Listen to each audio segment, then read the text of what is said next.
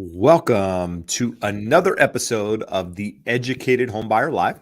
My name is Jeb Smith, and that beside me is Mr. Josh Lewis. We are here to answer your real estate and mortgage questions live, talk a little bit about the economy, a little bit about inflation, about interest rates, about housing, everything to help you become the educated homebuyer. Josh, welcome back. Another week has gone by. Another week in the jungle. The jungle. So this week we didn't really have a lot of data. I was trying to think of things that have come out. I guess we got job reports last Friday. Again, unemployment went up while job growth went up. I mean, some crazy stuff, right? And so oftentimes can be very, very confusing. In fact, I talked about in a video, it's two different basically polls, if you will. One's a survey, one is a poll. And it don't get lost in the minutia of what's happening. Just make sure, again, you're following trusted resources, somebody you can count on to kind of break that information down for you, which is what we're going to do with some of the slides here in just a moment. Jeb, one note that I would like to make, surprisingly strong on the establishment survey last week. And an important thing to note, both sides of it, the household survey and the establishment survey, very well respected, good data integrity, no reason to doubt the numbers either way. We talk about different numbers and how they can be skewed or better or worse at different times in the business cycle. They're inside of the establishment survey. They estimate something called the birth death rate, and they're not talking about people being born and people dying. They're talking about how many businesses are being created and how many businesses are going out of business.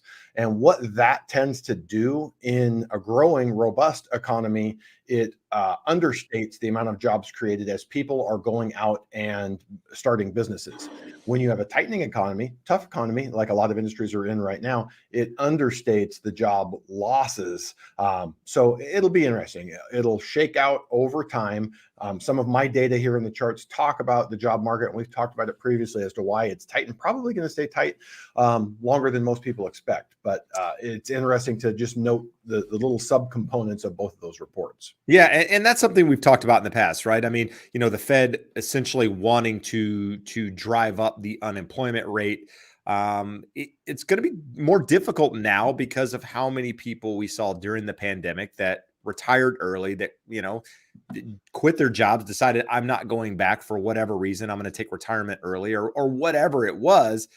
You have more job openings now, and somebody loses their job, maybe they go find another or what have you, but the unemployment isn't likely to rise like it has in past quote unquote recessions, because of, other factors happening like we just mentioned. So just, the CPI number is really what we're waiting on at the moment. I mean, Josh can talk a little bit about rates here in a minute. Been bouncing kind of just in this little box, if you will, this little pattern for the last couple of weeks. I mean, you could probably even go back and say a couple of months at this point, but we're waiting on CPI data. That comes out next Wednesday. The day after is the Fed, right? So the Fed comes out on Thursday, I believe. So it's next Wednesday and Thursday. Is that right, Josh? That we get both of those? Yes. Yeah. So that is really the telltale sign of what's going to happen probably over the next month or so. But even that said, I don't think if you see some really, really good inflation number that interest rates automatically just drop a full percent, right? Do they get better? Probably. But do they break that range to the low side and head back into the fives and stay in the five? I don't think so. I just think there's so much volatility out there in the moment that you probably need a couple of months of certainty in order to really pick a direction, that is sustainable for a longer period. Jeb, and just a slight correction there, Tuesday and Wednesday. So the Fed Tuesday, always Wednesday. does their release. They're meeting Tuesday, announcement Wednesday, and the CPI comes out on Tuesday while they're meeting. Okay, well, there you go. So like we do every single week, we're going to dive into some charts here. Then we're going to get to answering your questions. So while we're doing this, start putting your questions in. If you have questions about the market, that sort of thing, while we're going over these charts. That way, when we're done, we can hammer these out. As you guys know, we've cut the show down from 2 hours to 1 hour to really try to focus on the good stuff here, not get, sidetracked on a bunch of questions that we answer all the time, really to provide value to you guys. So with that said, some things I want to mention up front, housekeeping items. If you guys aren't familiar, we have another YouTube channel, the Educated Homebuyer Podcast channel, which is where we take the podcast in video form for you guys. It's been growing. We're now over 1,100 subs. So thank you for that. All those of you who have subbed and followed us, we appreciate that opportunity to help you guys. We filmed a really good episode today on the 1% mortgage. So we're going to be coming out with that next Tuesday for you guys to listen to. On top of that, I'm a real estate agent here in Orange County. If you're looking to buy, sell, invest in real estate in Orange County, surrounding area, I would love the opportunity to guide you through that process. Josh is a lender. He does loans, pre-approvals, mortgages, that sort of thing. He can guide you through that process if you're in California, really anywhere on the western part of the United States. So use us as resources and let us guide you through that process. That said, Josh, let's go to some charts. So as we always do, we start with inventory. Inventory week over week. We increased a measly 0.7% from last week. We now sit at 436,284 homes. If you're wondering what 0.7 equates to, it's about 3,000 homes. We added 3,000 homes, guys. Not a lot. I mean, if you even go down and look at that chart, 2022 is the pink, 2020 or 20, what's the bottom one? 2021 is the bottom one.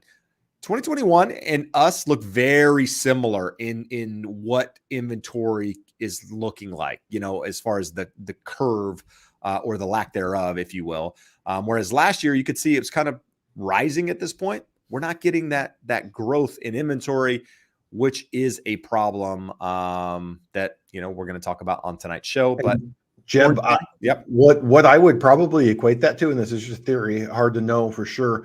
The reason why so many homes were coming on the market, I think we had sellers who wanted to sell, seeing their window go away as rates Absolutely last year. So we had a bunch of inventory coming to the market, whereas now they're just deciding to stay. The fundamentals haven't changed much. Market is really similar to where we were a year ago, probably a little bit worse, but we have about the same amount of buyers and we have less inventory coming to market. You don't see that increase because the people that wanted to last year were able to kind of rush in June, July, August and get their home on the market before rates got really out of control. Yep, absolutely. Orange County sitting at 2,182 homes. Why Orange County? That's where we are. We focus on it every week just to kind of give you some context as to what's happening in our market. It moved up a little bit, not a lot, nothing really to report there. 180. Huntington Beach was at 180 last week. So in theory, we increased no new inventory. But here's the thing, 10 new listings on the market today in Huntington. 10. Just today. So that means that during the past week, properties have been sold. There are people buying homes. Imagine that. So again, that's not a static number. New listings come on, some go off, get sold, that sort of thing. So number changes. Inventory, again, I like this chart because it just shows you historically going back 2015 or so, what did inventory look like during those periods of time? See the ebb and flow, the ups and downs, even within that little yearly pattern there. We're still seeing it. It's just not what it has been in the past. I'm not going to get into, this one we're going to talk about new listings. So why isn't inventory growing at a more rapid pace? Because you have basically no new listings coming to the market. I say no, a very minimal number of new listings coming to the market. Therefore, inventory is not really increasing. That is a problem. Weekly changes. Inventory rose 433 to 436. Last year, this time, we were sitting at 368, right? So we got quite a bit more inventory than we had this time last year, but still not really increasing. Inventory bottom for 2022 was at 240,000. The peak for the start of this year was at 472. So sometime in January, we were at 472. But context, going back to 2015, there was over 1 million listings on the market at that time. So just some things to think about. These charts, not going to go through them a lot here. These are charts we always push up every week, so I'm going to go through them quickly just so you can see them. Pending sales are obviously lower. Is it a holiday week? Is it the fact that rates are at 7%? Hard to say, right? A lot of kids are out of school now. People are starting to take vacations, do different things. The market is going to continue to stall throughout the summer, in my opinion, and that will lead us into fall. For those of you listening on the podcast, again, these slides are in the description, both on the podcast and on audio. So if you want to see these slides in more detail, want to use them, show them to somebody, all of that link will get you there. It's a Google Drive link. Properties, there are people still having to reduce properties. That's gone up a little bit. And I think I thought this was really interesting, Josh, just because this chart shows the rate, that light blue line there is the interest that the government is paying on their own debt, right? The light green one is our national defense expenditures, and the red one there is Social Security benefits, if you will. Look at the rate of change of our interest that we're paying on our own debt. That's not good, buddy. That's not good. That doesn't lead to good things in the long run. And this basically shows the spread between the 10-year and the 30-year, something we've talked about a lot. Going back, looking at past recessions, this is not the largest spread we've seen, but it's up there. The actual number, Jeb, right now is at 3.107. So we're closing in on double what the 40-year average has been. Yeah. And so again, job openings to unemployed workers ratio here, Josh, what are we thinking? So what this means is that we have 1.79 jobs for every one person who doesn't have a job right now. So if we took the unemployment rate to 0, there would still be jobs available unfilled. So we talked about some possible hypotheses for this. One being that jobs are being reported in multiple areas. You can work remotely, so the same job listed in multiple areas. The other just being kind of what we're going to see, Jeb, through here is this data. The next one here is just a chart of prime age, 25 to 54 employment to population ratio. So people 25 to 54, what percentage of the population is actually working? So we're back up here at about 80%. We saw that take a big dip in the Great Recession, down to like 75%, worked its way back up to about 80, big dip during COVID. And then we're back up about 80 and working our way above that. Probably the big thing you want to see there is compared to other countries, we have a much lower prime age workforce participation. And some theories for that is that we have worse childcare in the United States, worse public childcare. So more people feel like they have to stay home to raise children, whether it's mom or oftentimes dad as well. Sometimes I should say dad as well. Looking at this, we've talked about or sometimes it's dad and not mom, maybe mom as well. Yeah. No. You don't you have a buddy? We're all inclusive here, Josh. Don't you have a buddy who gets to, while the kids are at school, go golf, but he's on dad duty to do all the work in the morning and afternoon? I've got several friends. I got several dad friends that are that married right. Married right. That's one way to look at it. Yes. So again, the total fertility rate. What are we looking at here? So again, we've talked about we are still at a slightly positive birth rate, meaning that the population is growing in the U.S. But look around the world. Outside of Africa, even most of Asia is no longer having these high fertility rates. So when we look at these things, we have decreasing workforce population as the boomers retire because they were a very big generation. Millennial generation coming into the workforce, not as big as the boomer generation. So looking at that, I think this is a permanent feature of the jobs market. And the Fed is rightfully looking at this and being concerned, looking at potential wage inflation. So this chart shows you we have moderated a bunch. This only goes back to January 2021. So in the big picture, this is just like showing you like that much there. But you see that wage growth is moderated. This is total payrolls, total non-farm payrolls in the United States, excluding government jobs, but it's at a fairly high rate. So we've looked at it in another way, just in terms of year over year wage appreciation, and it's moderated back under the 5% range. So we keep an eye on it because wage growth can lead to inflation. People making more money can spend more money and make things cost more. So it's something to keep an eye on. But that whole job market, I thought that was interesting here. This one, we've talked about it. You guys have asked a lot. Hey, are lending standards changing? For the most part, in housing, 90-something% of loans go to Fannie, Freddie, FHA, VA. The underwriting guidelines are dictated by the government. Yes, lenders can have their own overlays, but most of them will underwrite to government standards. So we have not seen that. We've seen a little bit in jumbo lending. We've seen it in commercial lending. We're seeing it in lots of lending outside of residential lending, which is sort of dictated and covered by the government. So this, the red line here is showing bank lending standards. So when that red line is going down, it means their lending standards are tightening. So you can see here since the middle of last year, bank lending standards tightening a lot.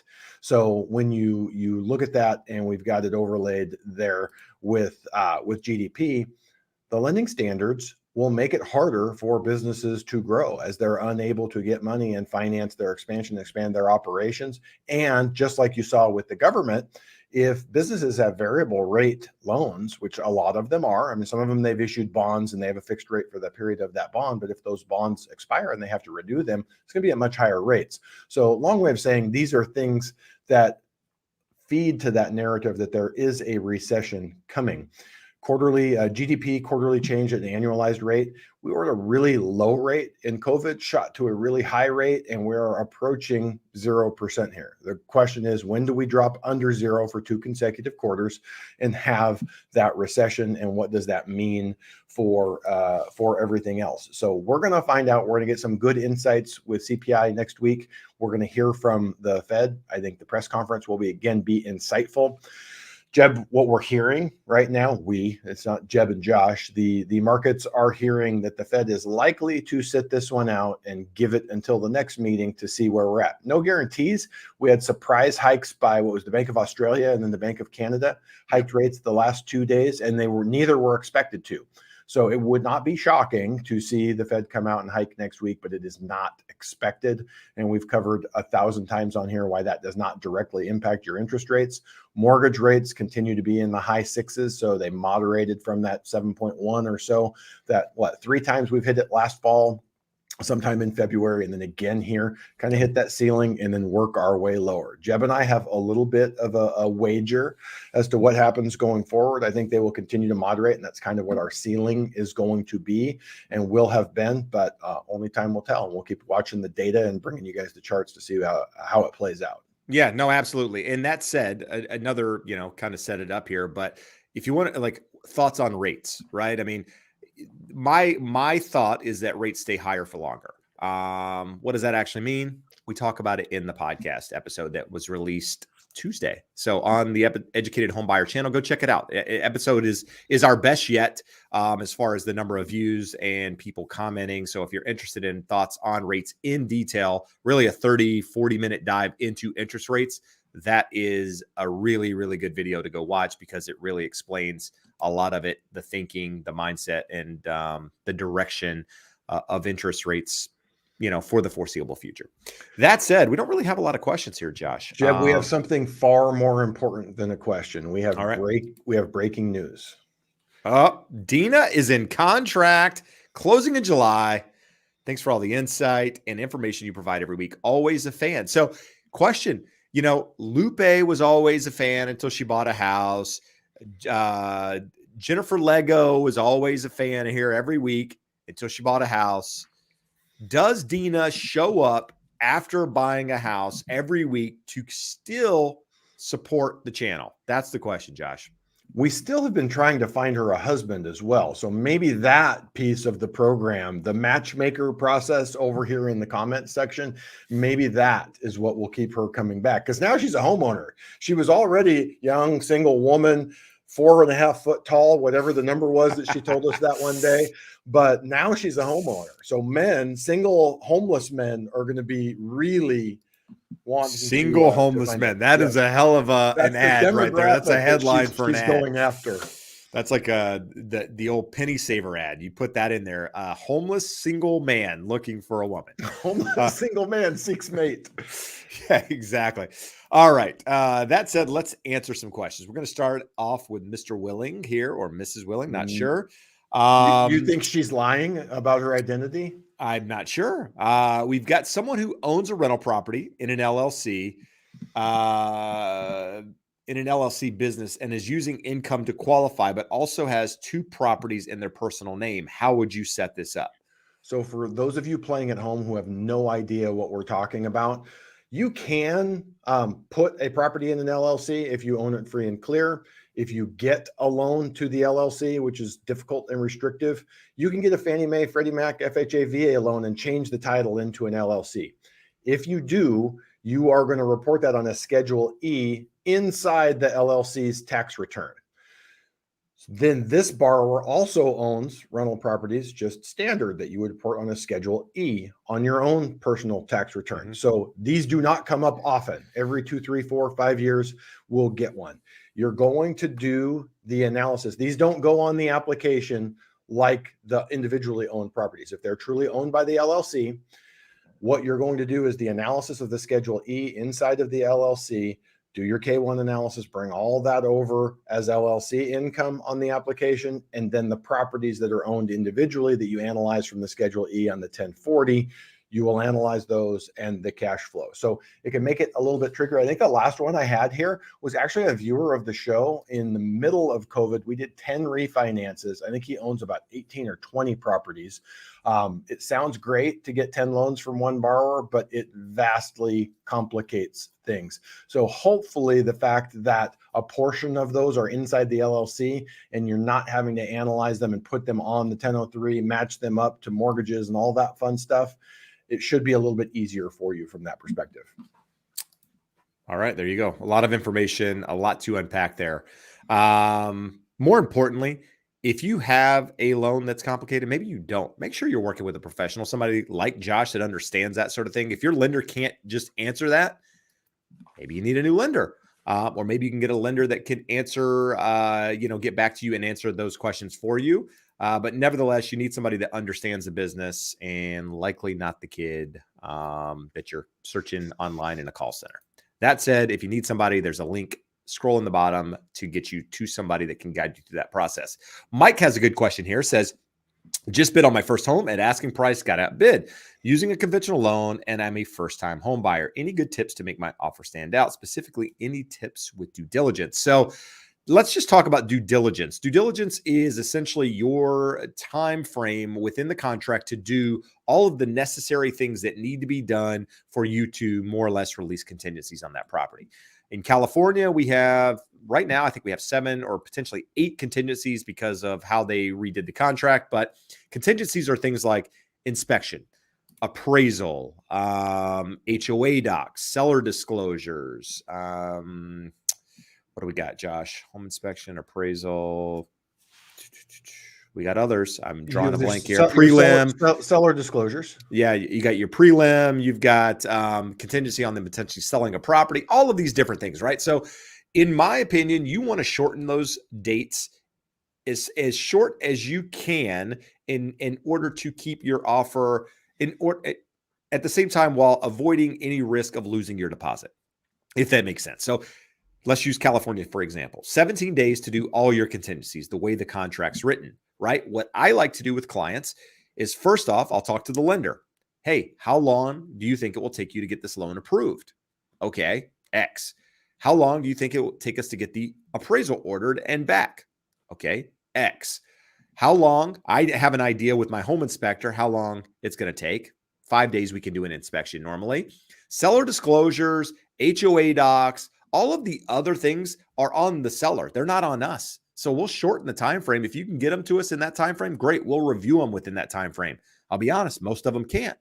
So we just go up front with as short as we can on those contingency periods. So if Josh came back and said, I can do a loan approval in 5 days, appraisal can be ordered in 7 days. Home inspection, I know I can get it done in 5, whatever. So I'll shorten all of those things to dates that I just mentioned.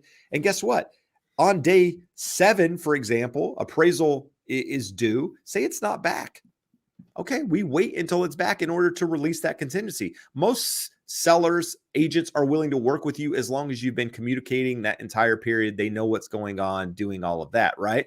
At the same time, that contingency period here in the state of California, for example, doesn't just fall off. You have to sign a document releasing your escrow deposit, your funds to escrow. So just because you hit that day doesn't mean you lose your deposit if you haven't released. You still have to release. And most of them have to give you a 48-hour notice, a notice to perform to abide by the contract before they can do anything. So there's a little bit of a grace period in there, but I would say shorten them as tight as you can to make the offer as attractive as you can. And in some cases, you may waive it. Like if you have a solid buyer that is solid on the loan, if Josh says, dude, they're good on the loan, we may waive that contingency because we have other contingencies in place to keep them safe, assuming nothing else pops up. So instead of dragging that out in more detail, we can come back to it later if we have time. So, and Jeb, let's just talk real quick. What can you do? Make sure the lender that you're working with is calling and reaching out and offering that information. Because when I have that conversation, the listing agent, let's say Jeb's listing and I have a client making an offer, Jeb's going to go through, how quick can you get me a loan approval? How quick can you get an appraiser out here? How quick can you close? Anything that you need me to be aware of? Having that conversation and giving them a comfort level. We talked a few weeks ago, Jeb's friend up in Sacramento that we helped him and his wife get a property here recently, multiple bidding situation. And the listing agent told us it was because you and the agent gave me the comfort level that we were going to get this closed in 17 days, which was the most important thing to me. So that is probably the best that you can do. All the things that Jeb did, make sure your lender's on the same page and telling that same story and giving the listing agent and their seller confidence that you're going to. Let me tell you how important communication is. Right now, I have a transaction that was supposed to close on April the 26th. It is June the 7th. So for those of you not really good at math, that's about 6 weeks over the closing date. Why is this deal still together? 1, communication.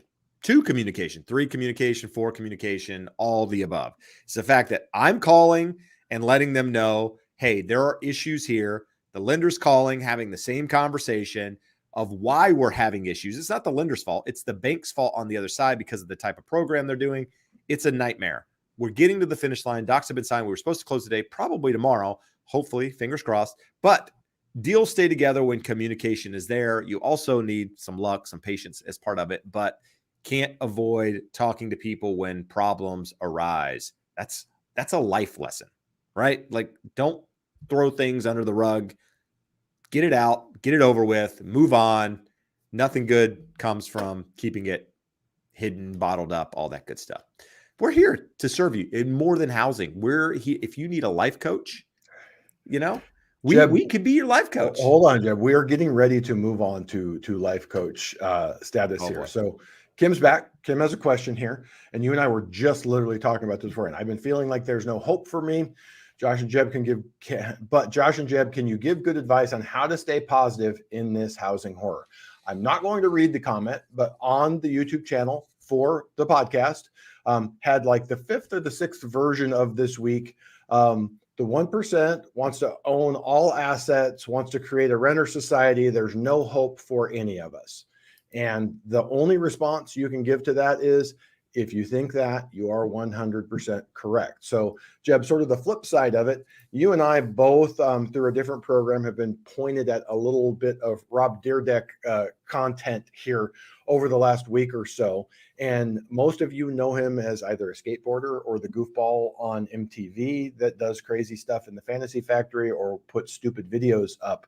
But this guy, like what I can say, Jeb, for me, I'm at a different point. I own a home. I own multiple rental properties, but you look at it and you go, hey, prices are high, rates are high. How am I going to acquire more? How am I going to build assets? How am I going to get where I want to be? I want to be 50 in 2 weeks. How do I get so that at 65, I have a comfortable and happy retirement?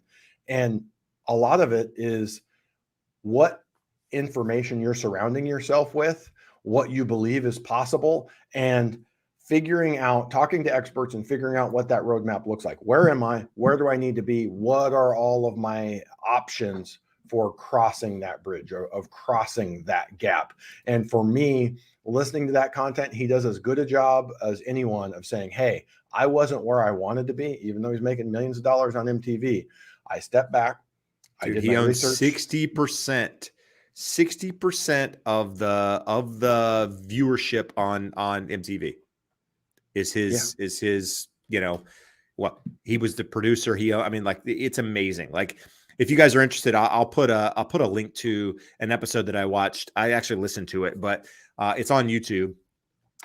It's great. It's an hour episode with him. It's a really good dive. I don't care if you like, you don't have to like skateboarding. You don't have to like, if you just like mindset, business, entrepreneurship, financial stability, like just anything that is built around like becoming better. It's a really good episode and something to listen to. So And it's I'll everything. drop it in there. Yep. He concluded that his path was he needed to own multifamily real estate. So he's buying apartment buildings. In 10 years, he's acquired $50 million. Is that realistic for me? Is it realistic for Jeb? Is it realistic for you? Probably not. But he went from here to there because he had a very distinct plan and a mindset that he could do it. So that's my best advice for you. There you go. And I just dropped it in there. So we're going to get to some more questions here. A quick question from Patrick. Doesn't the delay cost the buyer? Typically, the answer would be yes. It would cost somebody other than, might cost the lender, might end up costing me in some cases, just to keep the deal together. In this particular situation, they tried to come back and ask for a per diem. We basically negotiated out of it. Another reason you need a good real estate agent. But in this case, it's the lender's problem. So I think the lender is taking care of it. But typically the answer is yes to that. So Josh, another question here that was good. Ricardo says, I plan to eventually refinance my mortgage. How much money should I save up to pay for this, assuming 0 points paid? So if there's no points paid, what are you paying for on a refinance? Okay, so this is going to vary depending on where you are. When we were in a really low rate environment, everyone wanted to refinance. We had to be very careful answering this question because there are high cost states, there are low cost states. For us here in California, if you have a loan that's like a VA IRRRL or an FHA Streamline that doesn't require an appraisal, you can get out of there for as little as $1,500. So let's say give a range of $1,500 to $3,000 absent points.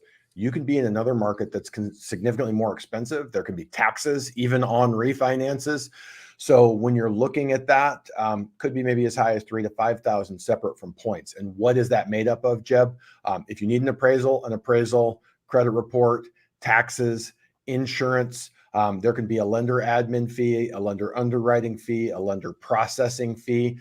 So when we're in a strong market and we're doing a lot of refinances, that's a volume business. And we realize that a lot of times it doesn't make sense if you're paying a lot of costs. So we're going to do those as cheap and as thin as possible. So no appraisal, no lender fees, as low as $1,500. Appraisal and lender fees, you're talking $3,000 to $3,500. And if you're in a high cost state, you could easily add a couple thousand to that.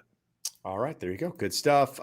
It's that point in the show where I ask for a favor. If you find any value in the show at all, hit the like button, subscribe to the channel, check it out. It does help the YouTube algorithm push it out to more people, which essentially helps me accomplish my goal, Josh accomplish his goal of helping educate home buyers. That's really the goal here. But we also have another goal, or I have a goal of hitting 100,000 subs. And I'm 15,000 short. So if you guys could all get your friends to do it tonight, that would be fantastic. I'd like to have it tomorrow. But in all reality, no, I'm serious. That is a goal. And the more people see it, the more likely that is to happen. And for that, I am thankful. Also, if you're not listening to the podcast, go check that out. It looks a little bit like that little box up there in the corner. You can find it on YouTube. You can find it on Spotify, Apple, all those places. And it's a really good spot to get a deep dive into mortgage and real estate related content. Here we talk a lot of different things. It's kind of bounces all over the place. My channel, I talk a lot about, what I want to talk about on the channel and not in deep detail. This is a deep dive into stuff. So if you really want to become an expert, that's where you're going to find the best information. Josh, I saw a couple of comments here that I want to put up on the screen because they have been supporters of the channel for quite some time. One is our friend, Mr. Richard Pandy. Says, started watching my videos back in 2001, bought a house same year, still watch videos and tune into live streams when I can. For that, I am grateful. Thank you for the support. You've seen a big transformation if you've been watching since 2021. You're still alive. I know you ride a motorcycle, or you did, on the freeway, which is absolutely insane for anyone to do that in California. So the fact that you're still alive and still watching the channel, both are miracles in my eyes. So thank you. And then there was another one here. Alfredo bought in 2022, May of 2022, and still watches. So thank you for being here, Alfredo. All right, Josh, let's see. Can one bank really beat another by 1.25% on the APR? Started closing with my main bank, finally got around to reaching out on Rate Shop. So let's start with the first person. Let's start with the question of, what is APR? APR is bullshit. Ignore it. 100%. We've talked about this on the show before. Without going down the rabbit hole of what it is, how it's calculated, it can be misused. It can be miscalculated. What you care about is what is in box A of my loan estimate. When we're talking about a purchase, what's in box A of my loan estimate and what is my interest rate? That's what your note rate is that you're actually going to pay each month. And it's how much you are paying the lender and or broker or combination thereof to get that interest rate. But I don't think you're even meaning APR in here. You're meaning the note rate. Is it possible? It's absolutely possible. Here's a couple of ways that it can happen. Talk to a borrower today. They went out and looked over the weekend. They found new construction. Part of that new construction is the builder is willing to give you a 5.75 interest rate. I said, awesome. They're losing thousands of dollars on that because they're making hundreds of thousands of dollars on the home, and they're willing to accept that loss. So it can be subsidized by someone who's willing to lose money on the loan, most likely going to be a builder. The other way is, if we're talking about a loan that is sold in the secondary market, if you go to 3 reputable lenders, you're going to get 3 pretty similar prices. So a 1.25% difference, a 1% difference, absolutely not. Are there places out there that will try and gouge you and try and give you a rate 1% higher? Absolutely. We had a listener to the show the other week that contacted one of the big VA call centers and was getting a quote in the mid 7s. They ended up locking with another lender in the mid 6s. That's a % difference. So is it possible? Yes. Where it's most likely possible is you're finding a portfolio lender. So you mentioned here specifically a bank. Specific loan products, if a bank is making portfolio loans, they can say our cost of funds are here. Here is what we require as our return on money. And it can be very different than Fannie, Freddie, FHA, VA interest rates. For the most part, that is not the case.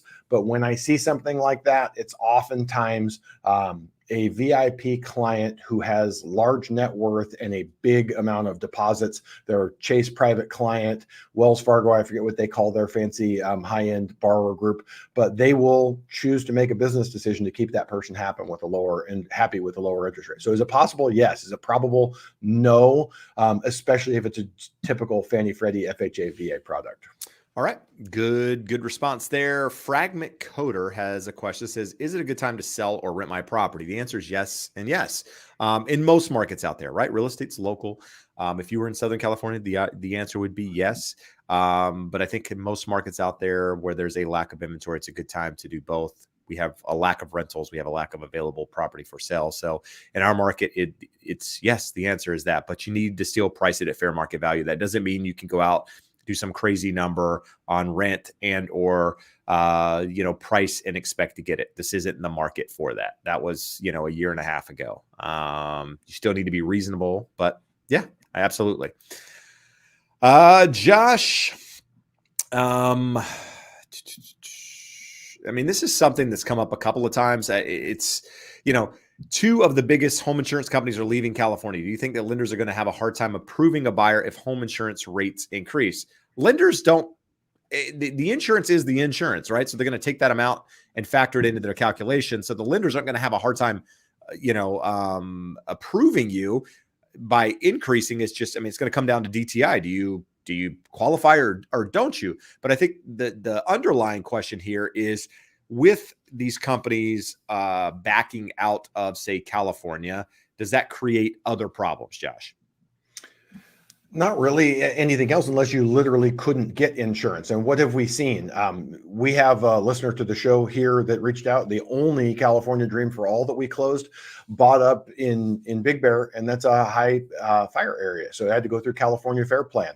So what happens? Do they leave homeowners out there hanging and saying you can't get insurance? No, they put together a government program with high premiums, big deductibles, and not the greatest coverage. So is it good? No possible way to spin it as a good thing.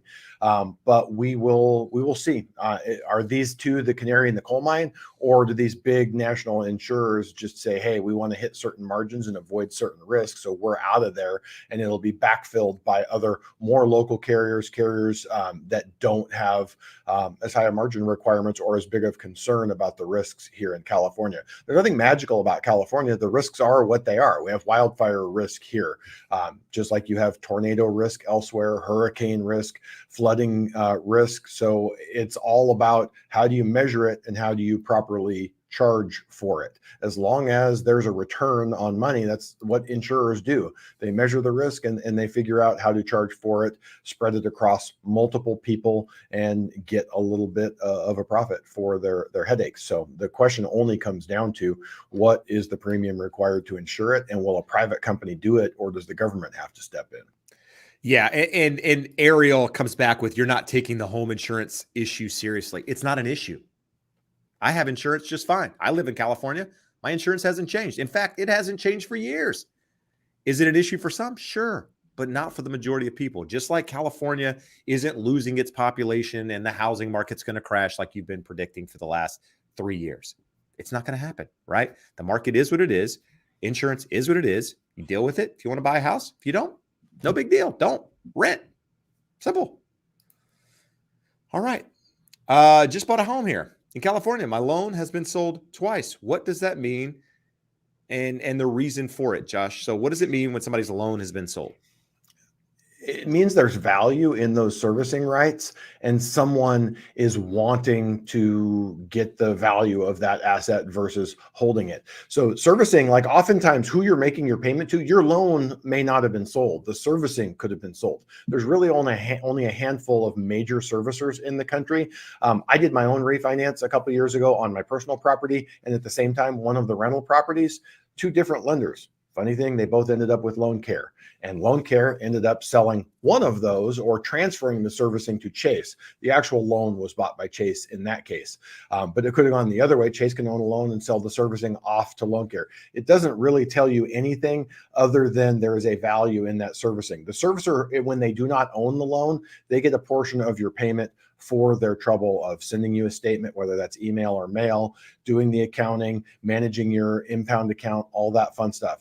And it is a very narrow margin business. It has to be done at scale, which is why we only have a few servicers around. And it may be reflective of the current market of a servicer, someone holding servicing rights, needing liquidity, and they're selling it just to get their hands on some money.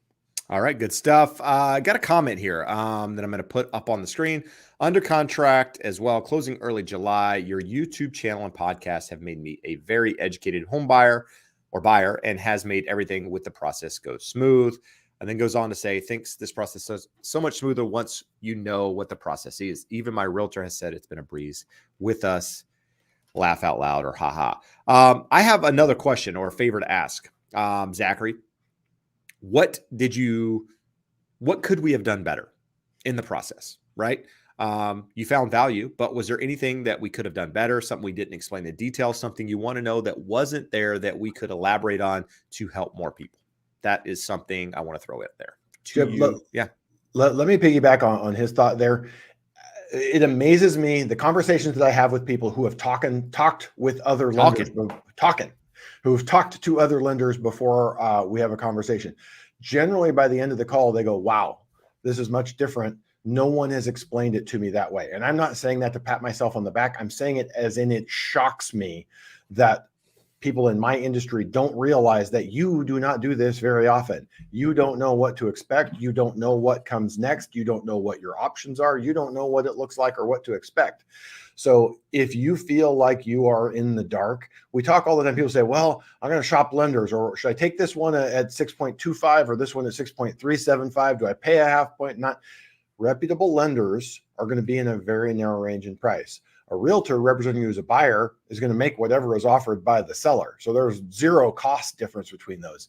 If someone is not educating you and empowering you to make good decisions throughout the process, move on. We have more realtors and more loan officers than we need in this country. Move on. Someone will take the time, walk you through everything, and not make you feel like you're a nuisance when you're asking questions. There are no dumb questions. There's nothing you should be expected to know. Even if you're not a first-time buyer, you don't do this often enough to know the flow of this and what to expect. Ask your questions, expect good answers, and expect to be kept abreast of what's going on and what happens next. And I'll elaborate on that. If you have a realtor who's just a yes man or a yes woman that says, when you're talking about a property, they never point out any of the negatives, they never say anything like that. In my opinion, that realtor isn't doing you a service, right? I mean, I've got nearly 20 years of experience doing this. I point out things on properties all the time, good or bad. And it's a conversation I have with clients up front. Hey, listen, when we look at properties, I'm going to tell you things that I see, and it's not to dissuade you from buying it. It's just, hey, I want you to know these things. I'm detailed in this process. I want you to be aware of things that I see in these listings. And if you send me a listing that you want to see, oftentimes I might send it back to them and say, hey, listen, property backs to a street or these things. Are you aware of that? No, sorry, I wasn't aware. Okay. I don't want to do that. These are things that your realtor should be paying attention to versus every property you like. They're just, there's never any negative things said. Again, I mean, your realtor shouldn't be negative, but they also shouldn't just, allow you to buy a property that, quite frankly, they don't think is the right property for you. I mean, ultimately you make the decision, but you're hiring me essentially to be that guide. As that guide, I'm going to provide you with what I feel like is value. You use that value how you perceive it and want to use it. So, and Jeb, let's give an example of that. I have a listener here of the podcast or the show, reached out, had found someone else online through a YouTube channel, and basically was told nothing, taught nothing. Like, he's like, these are the first time I've ever heard these things. I'm like, what are you talking about? You were considering an FHA loan and a conventional loan. No one walked you through what these differences are. He goes, no, this is easy to know which one is right for me. And he didn't pick the one that I thought. He actually went the opposite direction.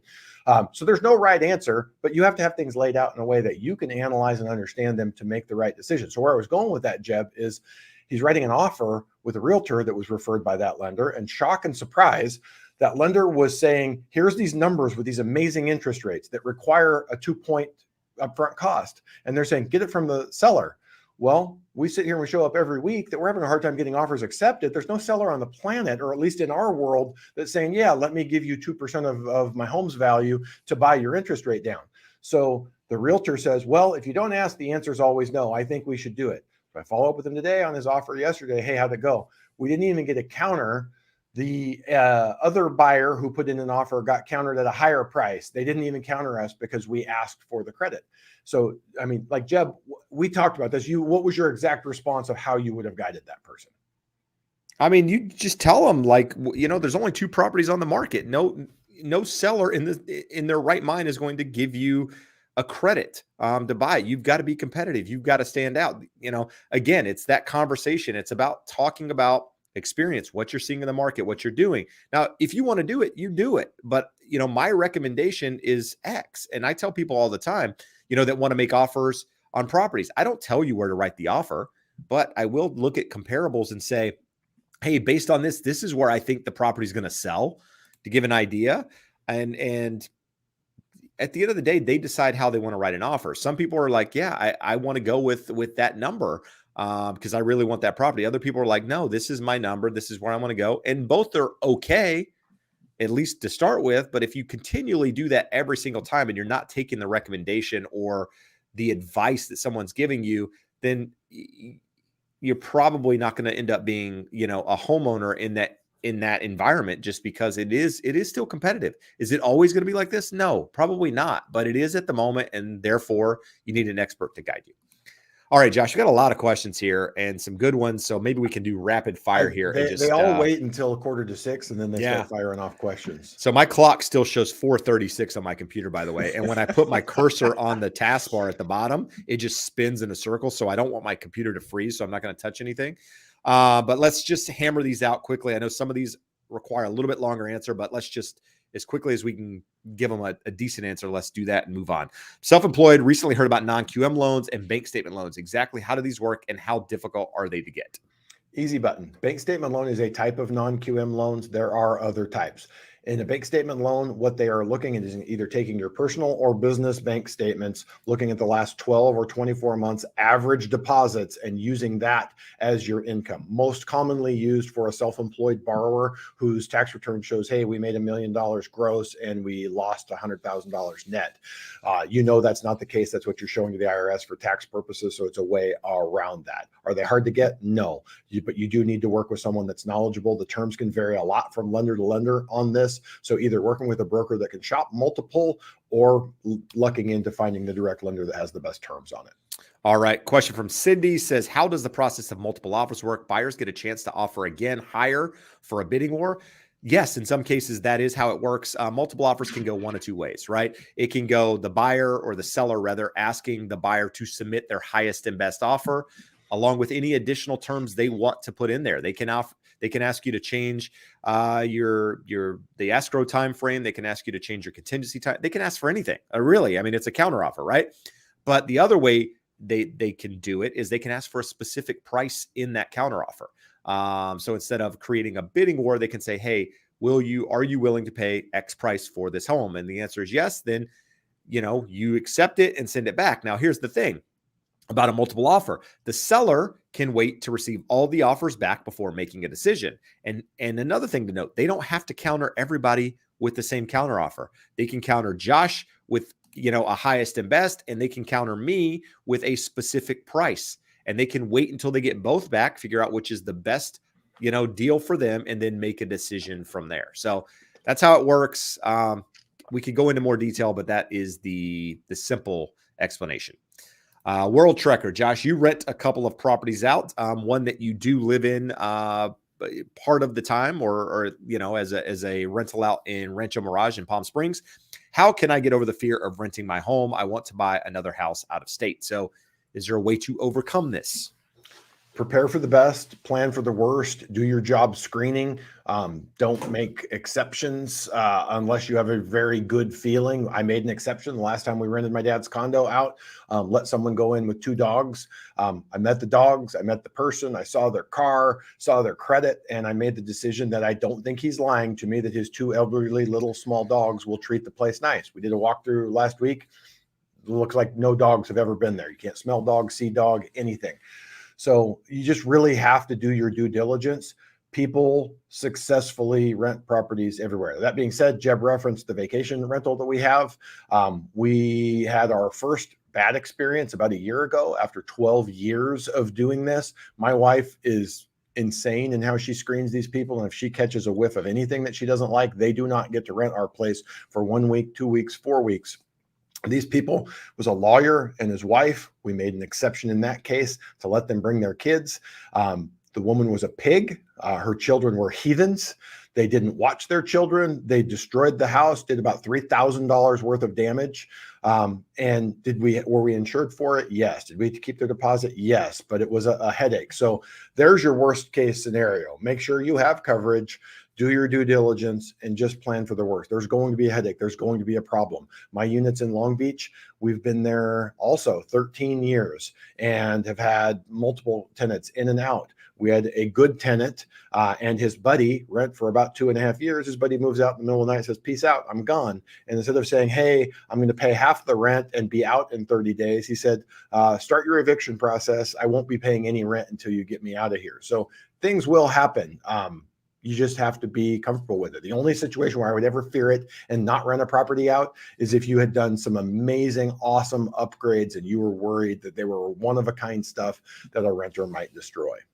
All right, there you go. Darren says, in general, is it okay to let your realtor pick the home inspector? I've heard some realtors use friendly inspectors who will downplay issues so the deal doesn't blow up.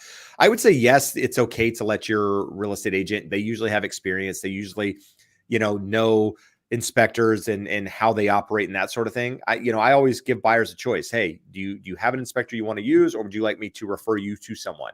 Typically, the answer is I want you to refer me to someone. Now, I have a deal with my inspector. If you find anything in this house that you feel like is a problem where my clients should not purchase this home, you have to speak up. You need to tell me, because at the end of the day, I don't want my clients buying a home that has a problem like that. But I can tell you, in 20 years of doing this, rarely do you find problems big enough to keep deals from staying together, that are big enough issues where deals fall apart. Sometimes you have them, but they're very, very rare in most cases, at least in my experience and the people that I work with. But the easy answer is yes, it's okay. But again, you can use Google, you can use different platforms to search these people, make sure they're reputable, make sure, read reviews, that sort of thing, in order to get a feel for who they are and jobs they've done in the past. All right. William came in and said, gave us a $5 super chat. Thank you there. Got a 9% DTI, makes $6,000 net a month. We need to know the gross. $158,000 home, probably appraises for $170, 3.5% down, 7.75 interest rate. Good idea. Just nervous about my first purchase. So it seems really high on the rate there for 3.5% down. I feel like there's something I'm not getting. What's your credit score? I can't imagine, Jeb, how you could get to 775, 3.5. So it's 7,500 gross, 6,000 net. 775, you would a 580, a 570 credit score. First of all, you need the 580 to get the 3.5 down FHA. It would still be in the high sixes. So I'd love to know why. So 660 says 660 credit score. Anything above 640 is going to get you something mid sixes, worst case. So if it is an FHA loan, William, that rate is high, but everything else here. So whenever borrowers do this all the time, they say, hey, my DTI is this. To me, it always comes out there saying my debts that I have right now relative to my income are at 9%. So 7,500 income, 9%, you're about $700 of monthly debts. Jeb, you ran the numbers on a $200,000 property today and wasn't about 1,700 all in? 15 something. Yeah. So 158, we're less than that. What is it, about a $1,200-1,300 monthly payment? Throw in your other $700, $2,000 of total bills against $6,000 net income.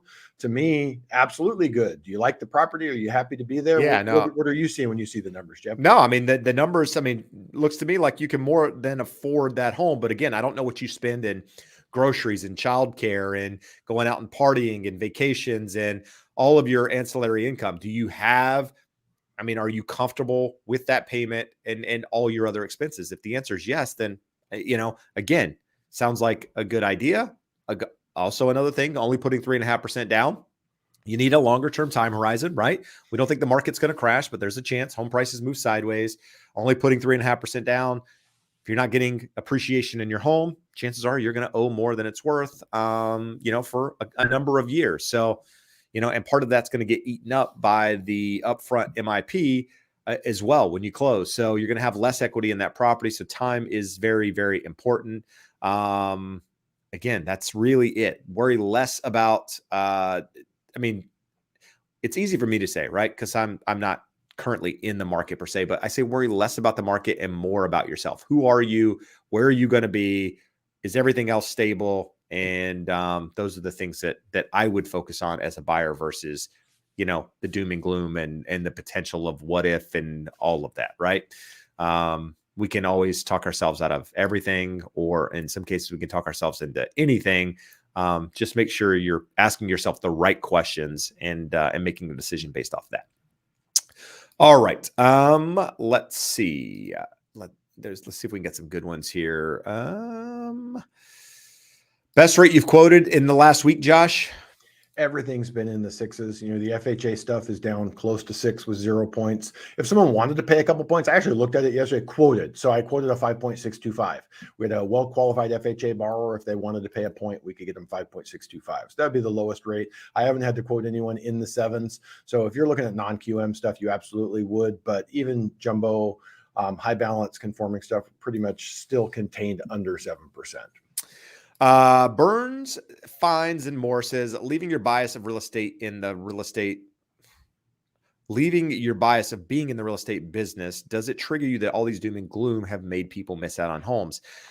No, I mean, it's life, right? I mean, it's, people make decisions based off several things. I mean, if you were so dedicated into one person that you just bit into what they were preaching, if you will, about doom and gloom, and you missed out on the opportunity. Does that bother me? It doesn't. No, not necessarily, because you can go out and find the right information too, right? You have choices in who you decide to follow. You can have the glass half empty. You can have the glass half full, and you have that choice of who you want to follow and the education that you want to get. And you can do your own research on top of that. So, anybody that's missed out, quote unquote, missed out on opportunities because they've been following it. I mean, I don't want to say it's on them, but it's on them, right? I mean, it's just like we all have the choice and of how, we take information and use it. And this is one of those opportunities that I think can go either direction. Josh, we are at 6:00. Anything you want to say this evening? You got a super chat you got to answer. All right. Brittany says, any lenders BK friendly 2 years post BK? So 2 years post BK, you can do FHA or no? Yes. So most likely it's going to be FHA. You'll have to have had good credit since then, reestablished, meet the credit score requirements, but Jeb, throw the scroll up, use the link and we'll get you connected wherever you are to someone who can help. If everything is not to the point that it needs to be 2 years post BK for an FHA loan, we also have a good credit repair company we can connect you with. As long as you're committed to doing the work, you should be able to buy post BK 2 years. Most people will be able to have got to the low to mid 6s. I've seen higher. I've seen 700 2 years after a BK. So low to mid 6s, you should be able to get a good FHA loan. All right. Thank you guys for being here tonight. We'll be back next Wednesday for another hour. If you haven't done so already, go check out the Educated Home Buyer YouTube channel. Subscribe if you haven't. Check out those videos. Let us know what you like about them. Let us know what's missing there in that journey of home ownership. Let us be the guides to give you the information. Sometimes when you're so deep in the trenches, you miss out on some of the things that people need to know, want to know, and you're just overlooking them because you know it so well that you don't know that other people don't know it. And so that's where we can really provide value, is in knowing the things that we need to know, or that you want to know, right? You don't know what you don't know. And sometimes we don't know what's missing in this process, because we do it all the time. So you guys can help us with that. If you haven't done so already, like and sub this channel. I would greatly appreciate it. Josh, you have the final word.